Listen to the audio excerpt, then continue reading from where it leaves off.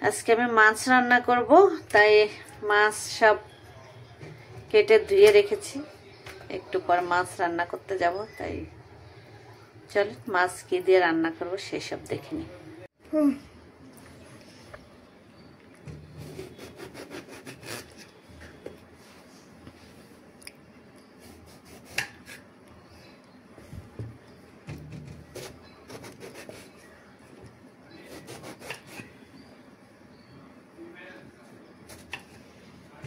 Fresh বেগুন, রমজান মাসে তো বেগুনে হাতই দেওয়া যায় না, মানে অনেক দাম হয় বেগুনের, যেহেতু বেগুন দিয়ে অনেক বেগুনও বানানো হয়, এই জন্য দামও অনেক হয়ে যায়।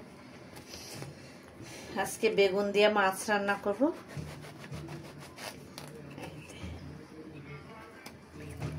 আর বেগুনটা কেটে ভিজে রাখবেন, তাহলে কালো হয়ে যাবে না, তরকারি সব ঠিক হয়ে যাবে।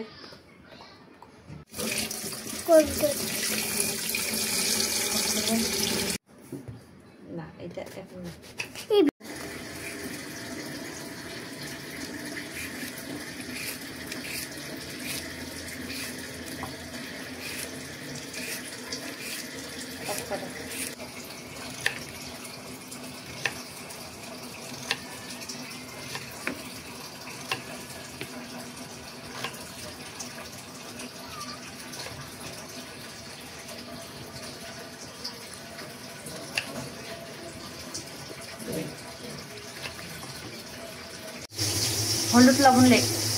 হলুদ লবণ মেখে নিয়েছি মাছে। এখানে ভাজতে দিয়ে দিলাম।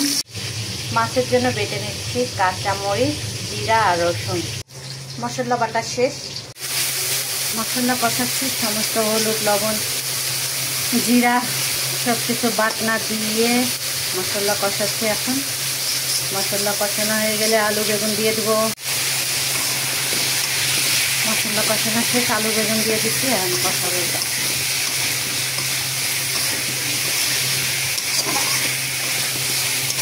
হালকা একটা পানি দিয়ে দেবো।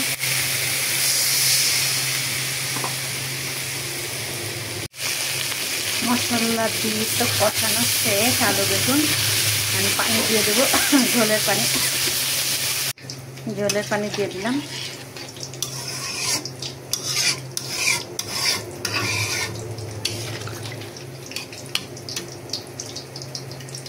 বড় মাছ রান্না কে কি দিয়ে খেতে পছন্দ করেন অবশ্যই জানাবেন। আর রান্নার শেষে এই বাটনাটা কেউ কি দেন তরকারিতে, অবশ্যই জানাবেন। তরকারির পানি বলক এসে গেছে, এখন মাছ দিয়ে দেবো। মাছ দিয়ে দিলাম।